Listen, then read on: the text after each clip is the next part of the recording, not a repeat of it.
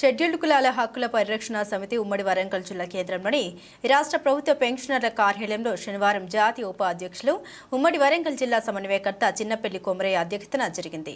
ఇటీవల హైదరాబాద్లో జరిగిన డాక్టర్ బిఆర్ అంబేద్కర్ జయంతి సందర్భంగా ఉమ్మడి వరంగల్ జిల్లాలో దళిత సామాజిక వర్గానికి జర్నలిజంలో విశిష్ట సేవలు అందించిన వారిని దళిత రత్న అవార్డు అందుకున్నారు. ఈ నేపథ్యాన్ని పురస్కరించుకుని SCRPF విస్తృత స్థాయి సమావేశంలో అవార్డు ప్రదాతలను ఘనంగా సన్మానించారు. అనంతరం షెడ్యూల్డ్ కులాల హక్కుల పరిరక్షణ సమితి జాతీయ రాష్ట్ర నేతలు మాట్లాడారు. అనంతరం జరిగిన కార్యక్రమంలో SCRPS లో నియామకమైన నూతన కమిటీ సన్మానించారు. ఈ సమావేశంలో జాతీయ కార్యదర్శి పసునూరి మనోహర్, రాష్ట్ర ఉపాధ్యక్షులు రడపాక పరంజ్యోతి, రాష్ట్ర కార్యదర్శి ఎర్రా చంద్రమౌళి, హన్మకొండ జిల్లా అధ్యక్షులు గుర్రపు యాదగిరి, వరంగల్ జిల్లా అధ్యక్ష కార్యదర్శులు సూరారపు నిరంజన్, ఐతా మల్లేష్, మహబూబాబాద్ జిల్లా అధ్యక్షులు సోమారపు వీరస్వామి, ములుగు జిల్లా అధ్యక్షులు ఎనగందుల కుమార్, జనగామ జిల్లా అధ్యక్షులు భాగ్య కొమరయ్య, కిన్నెర రంజిత్, డక్క ప్రభాకర్, గాన కోకిల, దళిత కళాకారుడు లింగాల ఇమాన్యుయల్, దక్క యాకయ్య తదితరులు పాల్గొన్నారు. రాష్ట్ర ఉపాధ్యక్షుడు తర్వాత ఇంకా వర్ణ సమర్పణ ఉంటుంది 2 నిమిషాల్లో. అయితే మీరు వెళ్ళే ముందు ఇక్కడి నుంచి నేరుగా ఒక తీర్థము ఆ టోకన్ తీసుకొని పోతేనే భోజనం పెడతాం. తప్పకుండా భోజనం చేసి పెట్టాలి.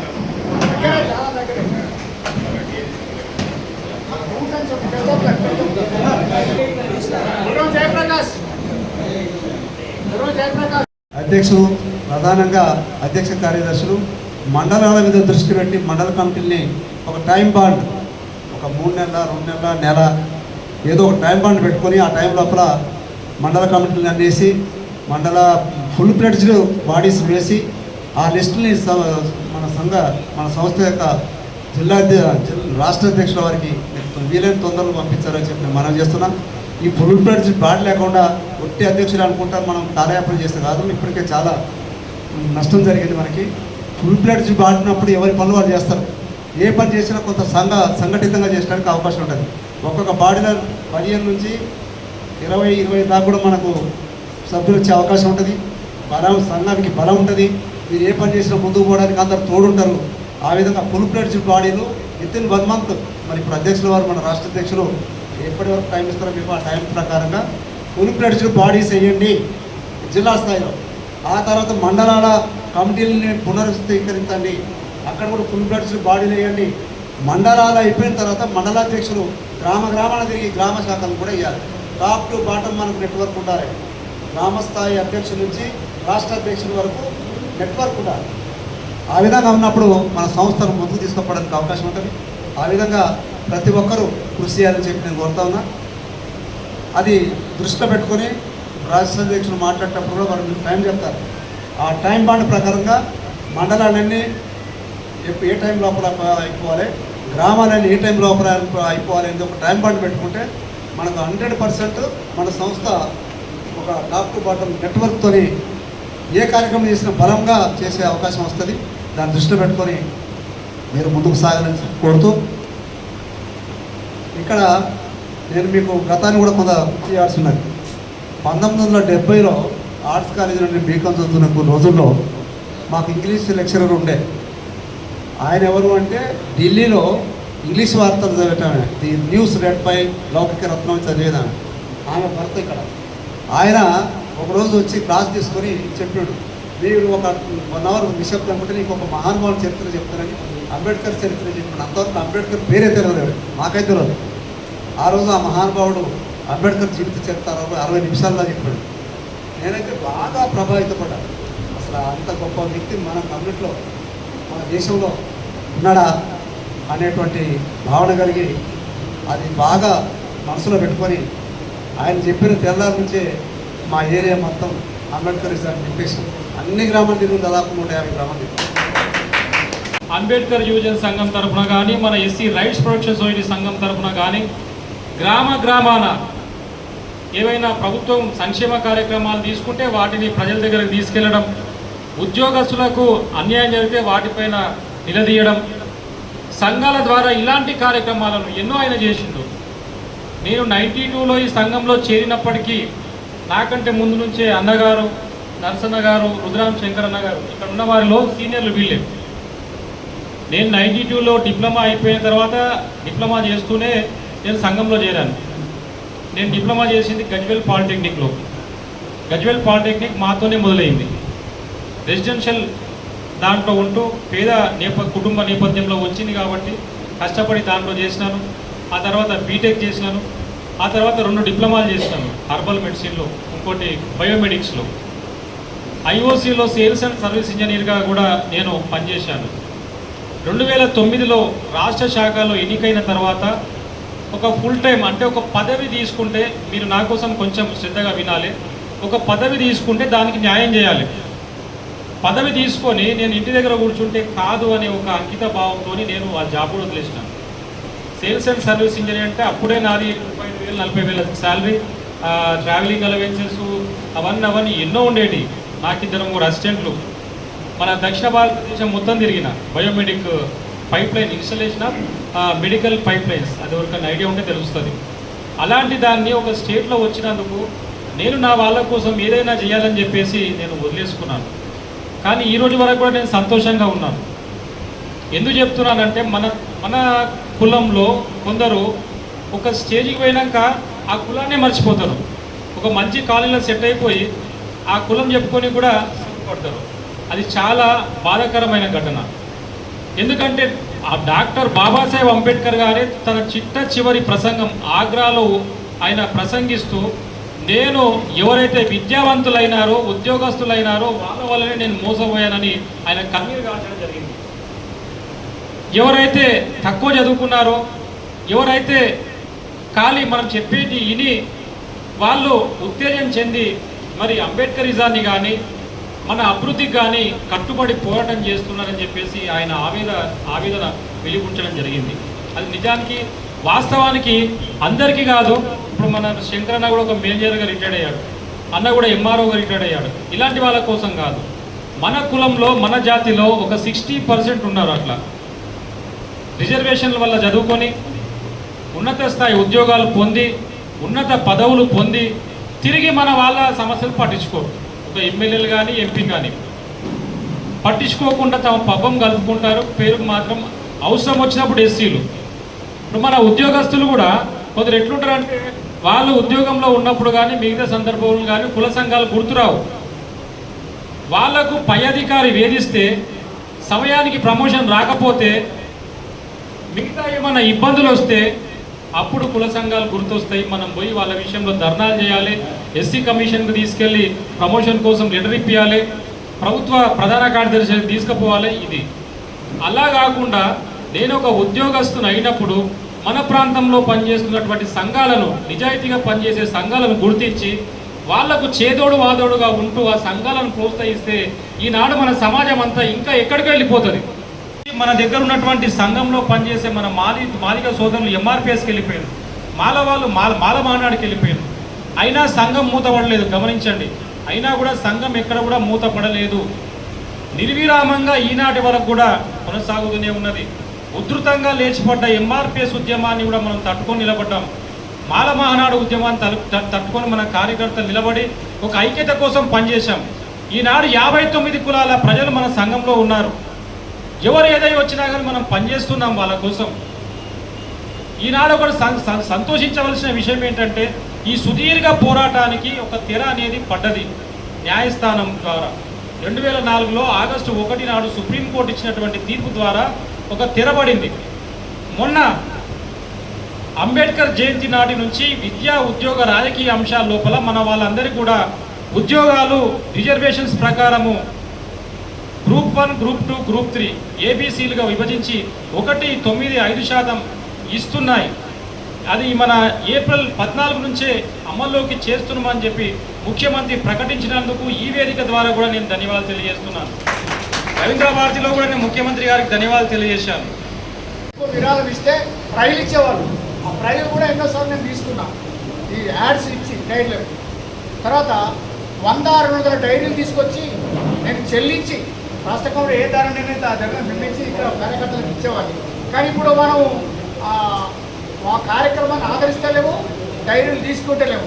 కాబట్టి ఆ విధంగా కాకుండా పాతకాలాన్ని అధిగమించడానికి మనంతా కృషి చేయాలి. రాష్ట్ర కౌన్సిల్ ఇచ్చే సూచనలు ఇప్పుడు రాష్ట్ర అధ్యక్షుల వారు సంస్థను పట్టించే విషయంలో కానివ్వండి కొన్ని ఆదేశాలు సూచనలు చేస్తారు, అది పాటించాలని చెప్పి తర్వాత వారిని మాకు తగినటువంటి సూచనలు మా కింది స్థాయి కార్యకర్తలకు ఇవ్వాల్సిన కోరుతూ సందేశం ఇవ్వాల్సిన కోరుతున్నా. వేగంగా కొంత వారిని శ్రమ పెట్టినా మానసికంగా మీరు సిద్ధపడాలని చెప్పి, అయినప్పటికీ మరి ఈ కార్యక్రమాన్ని విజయంతం కావడానికి ఆర్థికంగా హనుమకొండ శాఖ అధ్యక్షులు గుర్రం యాదగిరి గారు పరిచయం ద్వారా మీరు చాలా మంది పరిచయం లేదు కాబట్టి ఆర్థికంగా అన్న ములుగు వాళ్ళు వరంగల్ వాళ్ళు భోజనాలు పెట్టిస్తానన్న మిగతా ఖర్చు ఏదున్నా సాధన చేస్తా, మీకు చాలా నేను మీరేం భయపడద్దు ముందు నడవని చెప్పి ఈ 4 రోజుల నుంచి నన్ను ఎండలు తిరగకుండా తన కార్యక్రమాలన్నీ వాయిదా వేసుకొని తన ఏసీ కాలంలో నన్ను తిప్పుకుంటూ వచ్చింది. ఆయన అదేవిధంగా మనోహర్ తర్వాత ఇక ఆయన సన్మాన గ్రహీత కదా, ఆయన ఎక్కువ చెప్పొద్దు, కానీ నేను ఎప్పటికప్పుడు ఆయన సలహా ఇస్తున్నా. నువ్వు ఇన్వాల్వ్ కాకపోయినా నువ్వు మీ కార్యకర్తలను నీ అభిమానులను నువ్వు చెప్పుకోవాలి, ఆదరేటర్ చూడాలి అని ఆయనను కూడా నువ్వు బాధ్యత అప్పచెప్పినా. అదేవిధంగా అప్పుడు జ్యోతి కూడా చెప్పినా, ఆయన ఈ మధ్యన ఇక ఈ ఎండల ప్రయాణం చేస్తాడు, సేవ చేస్తాడు, దాంతో దెబ్బతిన్నాడు, సమయాన్ని మాకు కేటాయించలేకపోయిండు.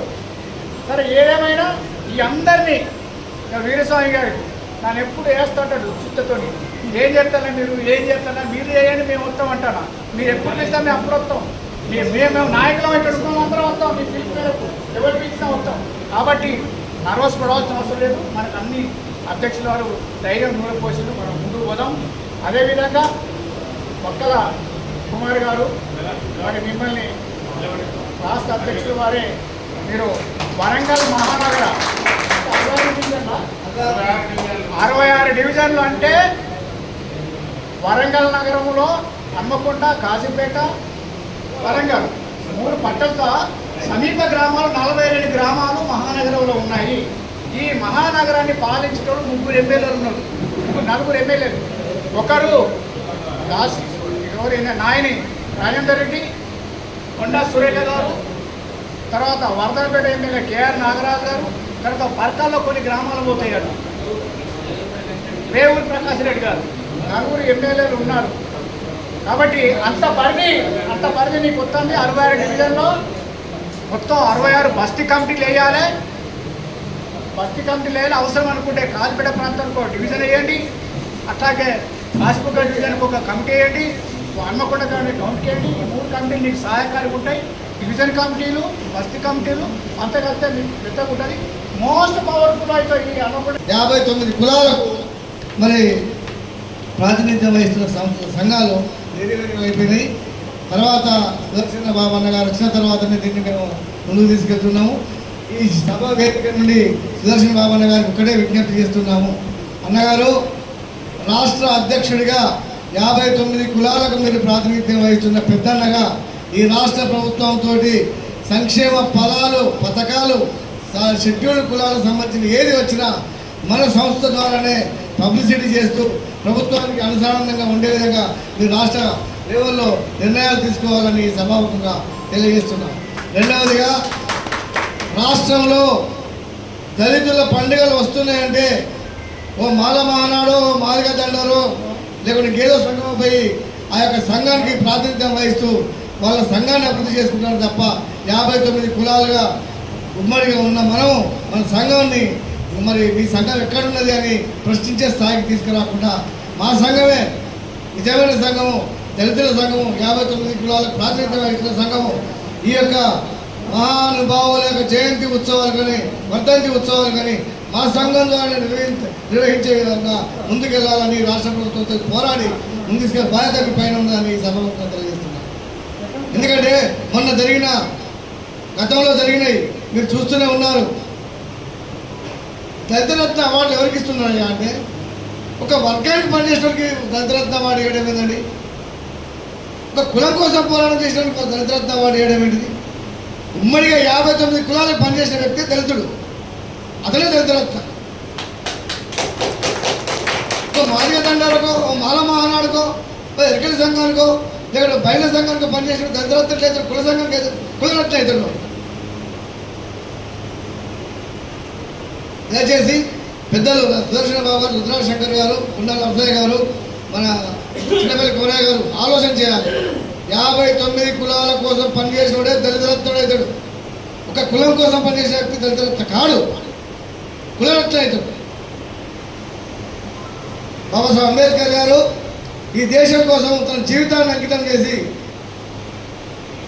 మరి మనకు రాజ్యాంగ ఫలాలను అందిస్తే, వాస్తవంగా అంబేద్కర్ గారు ఎస్సీల కోసం పనిచేయలేదు. ఫస్ట్ మొదట ప్రకటించింది బీసీల కోసం ప్రకటించారు రిజర్వేషన్. ఆ బీసీలే ఇలా కులక్షేత్రం తీసుకొస్తారు. ఆ బీసీలే ఇలా అంబేద్కర్ గారిని గుర్తించారు. ఆ బీసీలే అంటరానితనాన్ని ఫార్వర్డ్ కాస్ట్ చేసి రెడ్డిలు వెలవలన్న